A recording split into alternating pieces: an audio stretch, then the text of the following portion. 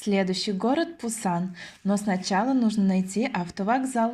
Кстати, сегодня я впервые в корейском метро одна, но оказалось, ориентироваться здесь достаточно просто.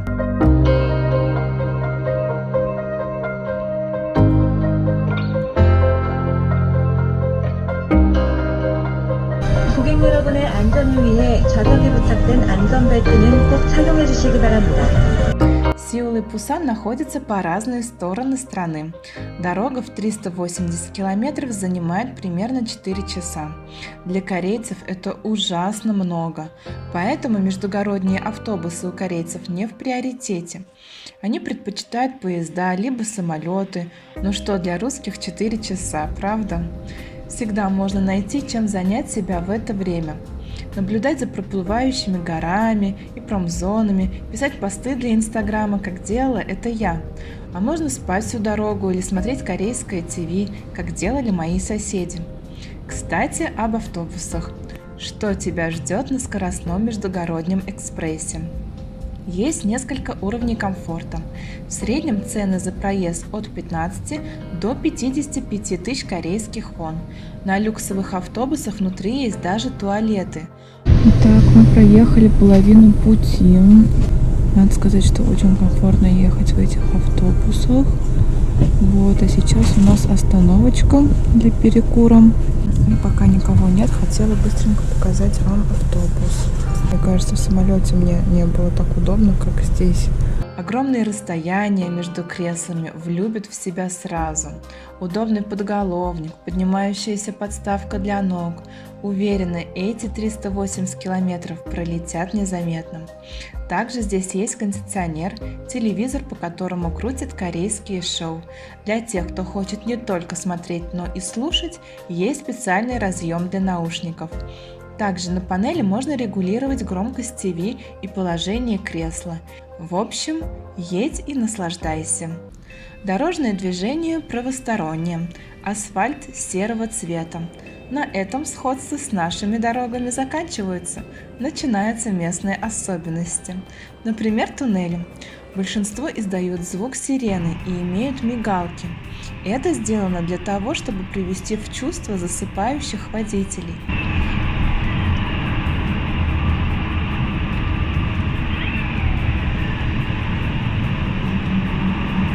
И вот я в Пусане, второй по величине город Кореи, портовая столица.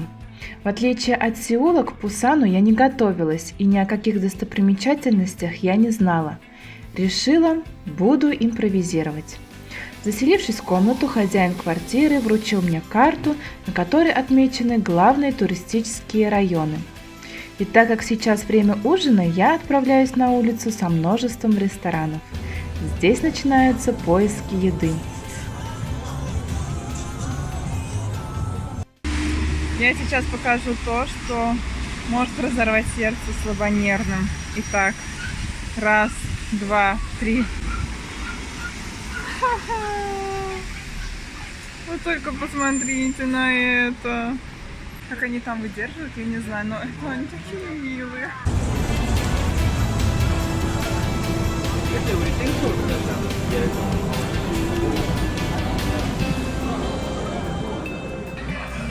Так, я нашла какое-то кафе. И здесь очень шумно, но, в общем, заказала тоже что-то наугад, поэтому сейчас попробуем вообще, как это съедобно или нет. После ужина мы с хозяином квартиры поехали на смотровую площадку. Он сказал, там открывается самый красивый вид на город. Но сегодня что-то пошло не так. Правильно, ничего. А буквально несколько минут назад здесь был город с огнями и домами, и буквально через секунду все исчезло. Вот с другой стороны, если что, я покрутила камеру, и сейчас здесь нет ничего. Просто огромный туман, и он накатывает буквально на наших глазах. Вот видите? Туман, туман, туман. И вот такой вид открывается ночью на город. Доброе утро, Пусан. Пора познакомиться с тобой поближе. И снова, вооружившись своей картой, я отправляюсь изучать первую достопримечательность.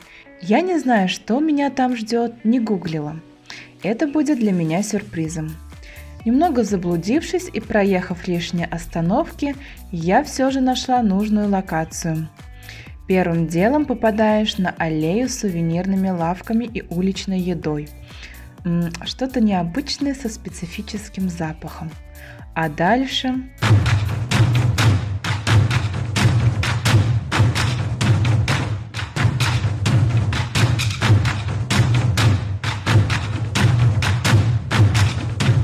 Меня встретили статуи человекоподобных животных, и как минимум 12 из них нам знакомы. Трехметровые скульптуры, изображающие восточные знаки зодиака. Можно бросить своему животному монетку в специальный ящик и загадать желание. Все ждут монеток. За красной аркой меня ждала каменная лестница в бамбуковый лес со 108 ступеньками. Посмотрим, что там дальше.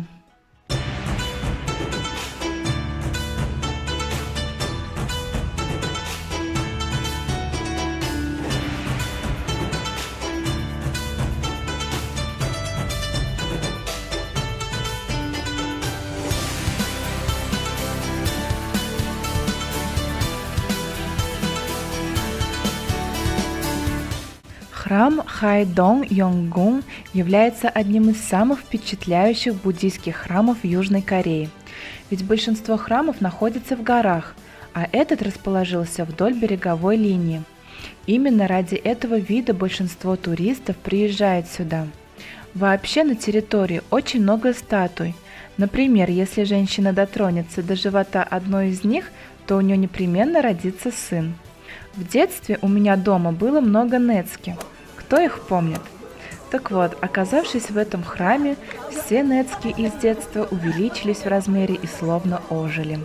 Девиз храма звучит так: по крайней мере, одно из ваших желаний будет исполнено здесь благодаря вашим искренним молитвам.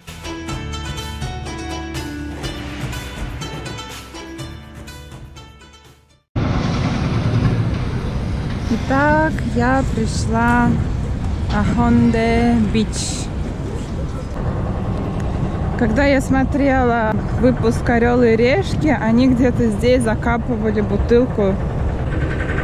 Да-да, прям помню это место. Какое удивительное чувство видеть эти места где-то по интернету, по телевизору. И сейчас здесь оказаться самой. Офигеть, люди купаются еще, прикиньте. Сегодня какое? 8 октября. Сегодня жарко, конечно, но не настолько.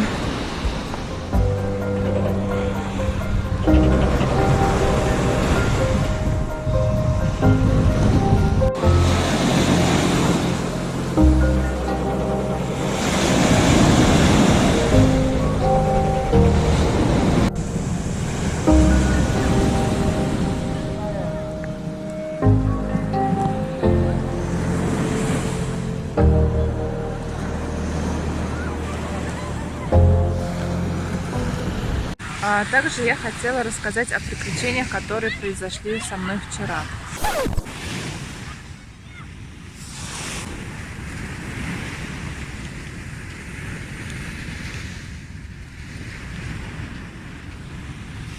В общем, тут парень сейчас бросал в свою девушку песок. Своеобразное проявление любви и внимания. Я искала долго какое-нибудь кафе. В итоге решила остаться в кафе, которое более-менее напоминает мне что-то наше местное. И после того, как я все съела, только после этого до меня доходит, что я оставила кошелек в сумке, с которой я приехала. Да-да-да-да.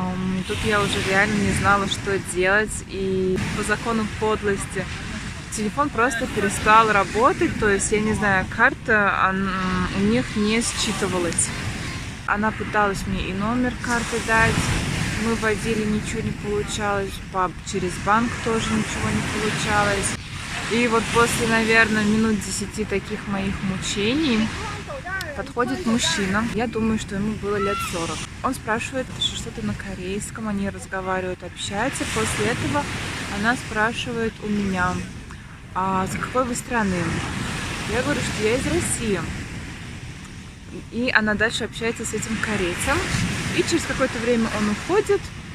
И она набирает в переводчике и показывает мне телефон, где написано, что этот парень заплатил за вас, потому что его девушка тоже из России.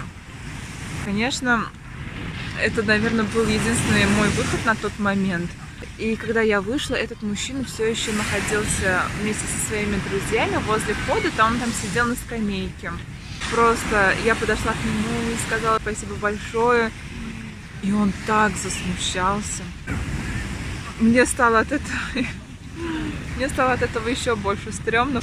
И я вообще не знала, что делать и как реагировать на это все. В общем, я сказала, извините, спасибо большое, и ушла. Вот такая, в общем, ситуация произошла со мной. Еще час назад здесь особо никого не было. А сейчас уже народу набежало. Все после работы, учебы сюда. Так, и по традиции, в общем, меня просили показывать корейскую еду, и это корейская пицца. Похоже на нашу пиццу, которая яичница. Ну и, как всегда, много разных закусок. И вот так вот палочками, кстати, интересно, корейцы разрезают. Вообще, мы используем нож-вилку, а они используют палочки.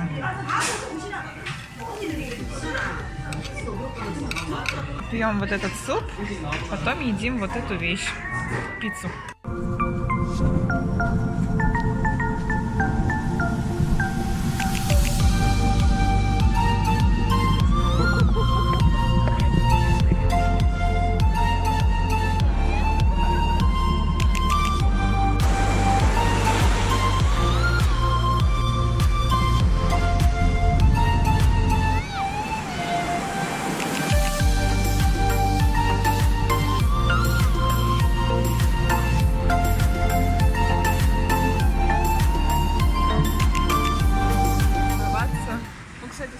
Был первый день, когда я целый день гуляла одна.